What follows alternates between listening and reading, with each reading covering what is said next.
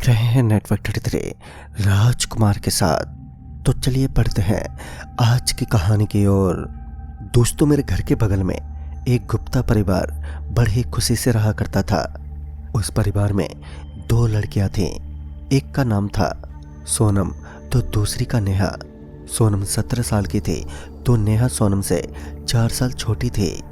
एक बार गुप्ता जी अपनी पत्नी के साथ किसी पार्टी के लिए बाहर गए हुए थे, इसलिए घर पर सिर्फ दोनों बहनें ही थी और उन्होंने सोचा कि क्यों ना आज कोई हॉरर मूवी देखी जाए। उन्होंने हॉरर मूवी देखना शुरू कर दिया। नेहा छोटी थी जिस कारण उसे मूवी देखने में बहुत ही ज़्यादा डर लग रहा था।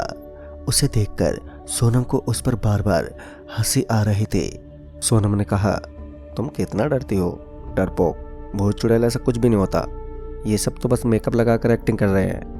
ये सब बातें बोलकर सोनम उसे समझा रही थी, जिस पर नेहा ने कहा, दीदी ये सब बोलना आसान है पर तुम्हें क्या पता मेरी क्या हालत हो गई थी। नेहा अभी भी डर के मारे कांप ही रही थी, जिस पर सोनम उसका वापस से मजाक उड़ाने लगी। फिर सोनम ने मजे मजे में कह दिया कि देखो हम एक काम करते हैं, मम्मी पापा को अभी आने में बहुत ही ज़्यादा समय है तो हम प्लन चैट करते हैं। तभी नेहा ने अजीब सी निगाहों से सोनम की तरफ देखा और पूछने लगी, दीदी ये प्लन चैट क्या होता है। जिस पर सोनम कहने लगी, अरे प्लन चैट एक यंत्र होता है जिससे हम आत्मा को बुला सकते हैं। ये सुनते ही नेहा एकदम से घबरा गई और कहने लगी, अरे दीदी नहीं नहीं नहीं दीदी नहीं, मुझे इन सब में मत घसीटो, मैं इसमें तुम्हारा साथ नहीं देने वाली। नेहा को ये सब सुनकर पहले से और भी ज़्यादा डर लगने लगा, जिस पर सोनम ने कहा, अच्छा ठीक है तो फिर मैं मम्मी को तुम्हारे और समर के बारे में सब कुछ बता दूंगी। सोनम अब उसे ब्लैकमेल करने लगी, जिस पर नेहा ने कहा, अरे दीदी प्लीज़ ऐसा मत करिए ना। ठीक है हम करेंगे प्लन चैट, लेकिन हम आत्मा को कैसे बुलाएंगे, हमारे पास तो प्लन चैट बोर्ड भी नहीं है। जिस पर सोनम ने कहा, उसकी चिंता मत कर तू, मेरे पास बोर्ड है, हमने कॉलेज में बनवाया था। इतना बोलकर सोनम ने अपने बैग से एक लकड़ी का बोर्ड निकाला। वो बोर्ड बहुत ही अजीब था। नेहा को उस बोर्ड को देखकर कुछ भी समझ में नहीं आया कि आखिर कैसा बोर्ड है। ऊपर कोने में चांद और सूरज का चिन्ह बना हुआ था और उस चिन्ह के नीचे 1 से लेकर 9 तक अंक लिखे हुए थे और ठीक उसी के नीचे यस और नो लिखा हुआ था। सोनम पूरा सेटअप करने में लग गई और उसने उस बोर्ड के चारों तरफ मोमबत्तियां जलाकर रख दी और पर्स में से एक सिक्का निकालकर नेहा से पूछा, बोल किसको बुलाना है। जिस पर नेहा घबराते हुए कहने लगी, देखो दीदी मुझे अभी भी ये सब ठीक नहीं लग रहा है, अभी भी वक्त है, मत करो ये प्लान चैट। जिस पर सोनम कहने लगी, अरे मेरी प्यारी बहना तुम कितनी डरपोक हो, रुको मैं कुछ सोचती हूँ कि किसे बुलाना चाहिए। थोड़ी देर सोचने के बाद वो अचानक से बोल पड़ी, अरे हाँ वो जो कल हमने न्यूज़ में एक किलर के बारे में देखा था ना, उसे बुलाते हैं। इतना सुनकर नेहा घबराते हुए एकदम से उठ खड़ी हुई और कहने लगी कि क्या दीदी तुम्हें पता है ना उसने क्या किया है, उसने ना जाने कितनी जवान लड़कियों की जान ली है, इसलिए उसे फांसी दे दी थी। अगर वो सच में आया ना तो हमें भी बेरहमी से मार डालेगा। सोनम ने उसकी तरफ ध्यान नहीं दिया और सोनम ने उस सिक्के को बोर्ड पर रखा और कुछ मंत्रों का जाप करने लगी। फिर थोड़ी देर बाद सोनम कहने लगी, किलर की आत्मा जहाँ कहीं भी हो आ जाओ, हम तुम्हें बुला रहे हैं, हमें पता है कि फांसी के बाद तुम्हें मुक्ति नहीं मिली, हमारे पास आओ और हमसे बातें करो। सोनम बार बार ये बातें बोलने लगी और ये बोलते वक्त मैंने ध्यान दिया कि सोनम की आवाज़ बिल्कुल बदल चुकी है। जैसे ही सोनम 5 बार ये कहने के बाद रुकी कि तभी एक जोर की हवा ना जाने कहां से चलने लगी। सिक्का धीरे धीरे खुद पे खुद अपनी जगह से हिलने लगा। ये देखकर नेहा तो बहुत ही ज़्यादा डर गई और डरती हुई आवाज़ में बोली, दीदी मुझे बहुत डर लग रहा है, अब बंद करो ये सब, प्लीज़ ये मत करो। जिस पर सोनम ने कहा, अरे तुम डरो मत, मैं हूं ना, कुछ भी नहीं होगा, मुझ पर विश्वास रखो। सोनम फिर अचानक से कहने लगी, कहाँ हो तुम, क्या तुम यहाँ आ गए हो, अगर तुम यहाँ हो तो हमें बताओ, हम तुम्हें कुछ नहीं करेंगे, बस हमें तुमसे कुछ बातें करनी है। सोनम ने इतना कहा और फिर वो सिक्का यस वाले चिन्ह पर अपने आप चला गया। ये देखते ही नेहा जोर से चिल्ला उठी। नेहा बहुत ज़्यादा डर गई थी। वो बार बार सोनम को ये सब करने से रोकने की कोशिश करने लगी और ये सब देखकर सोनम जोर जोर से हंसने लगी। और फिर सोनम ने कहा, अरे पागल, मैं तो मजाक कर रही थी, यहाँ मैंने किसी भी आत्मा को नहीं बुलाया है। और फिर सोनम ने उसे उस लकड़ी के बोर्ड के नीचे छुपा हुआ मैग्नेट दिखाया, जिसकी वजह से सिक्का हिल रहा था। और वो फिर से हंसने लगी। सोनम हंसते हुए कहने लगी, कोई नहीं है यहाँ पागल, मैं तो बस तुम्हें डराने के लिए सब कर रही थी। इतना सुनकर नेहा गुस्से से कहने लगी, ये क्या पागलपन है दीदी। इतना बोलकर नेहा अपने रूम में चली गई। उसने जोर से दरवाजा बंद कर दिया।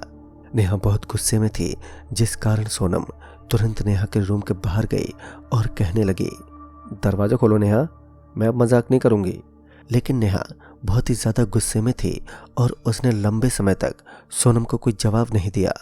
एक समय के बाद सोनम भी चिढ़ गई और कहने लगी, ठीक है, मत खोलो, जब अकेले डर लगेगा ना तब आना मेरे पास।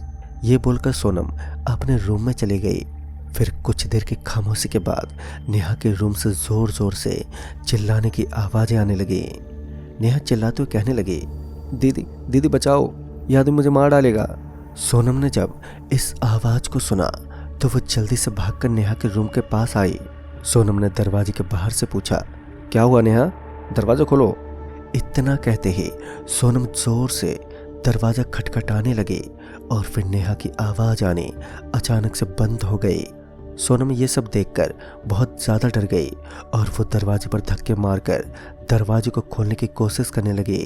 पर अचानक से दरवाजा खुल गया तो सोनम ने देखा कि आगे अंधेरा था। सोनम ने झट से लाइट ऑन की और देखा कि नेहा जमीन पर गिरी हुई है। उसकी आंखें बंद थी। एक पल को तो लगा कि जैसे नेहा को कुछ हो गया हो। ये देखकर सोनम पूरी तरह घबराते हुए कहने लगी, नेहा उठो, क्या हुआ तुम्हें, मुझे माफ कर दो नेहा, प्लीज उठो, मैं मम्मी पापा को क्या जवाब दूंगी। इतना बोलते ही सोनम फूट फूट कर रोने लगी। सोनम रोते हुए कहने लगी, मुझे माफ कर दो नेहा, मैं ऐसा मजाक फिर कभी नहीं करूंगी। जिस पर नेहा ने अपनी आंखें खोलते हुए कहा, सच में दीदी। ये देखते ही नेहा मजाक कर रही थी। सोनम गुस्से में आग बबूला हो गई और कहने लगी, अपने दीदी से ऐसा मजाक करते हैं। नेहा ने कहा, सॉरी दीदी, तुम भी तो मुझे डरा रही थी ना, तो बस मैंने भी बदला ले लिया। अब ऐसा कहकर दोनों हंसने लगी थी। हंसते हंसते सोनम ने कहा, चलो मैं वो प्लेनचेट बोर्ड हटा देती हूँ, नहीं तो तुम मुझे फिर से डरा दोगी। सोनम उस बोर्ड को उठाने के लिए वहां से बाहर आई तो उसने देखा कि नीचे एक चाकू गिरा हुआ है। सोनम बड़े ही आश्चर्य से नीचे पड़े उस चाकू को देखने लगी। सोनम उस चाकू को उठाने के लिए नीचे झुकी तो वो डर के मारे सहम गई कि ये वही चाकू था जिसके इस्तेमाल से उस कातिल ने लड़कियों की हत्या की थी।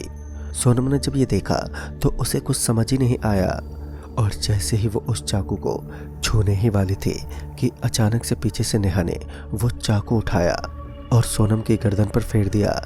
तभी सोनम अपनी बहन नेहा की ओर मुड़ी तो उसने देखा कि ये उसकी बहन नेहा नहीं बल्कि वही कातिल था जिसने नेहा के शरीर पर अपना कब्जा कर लिया था।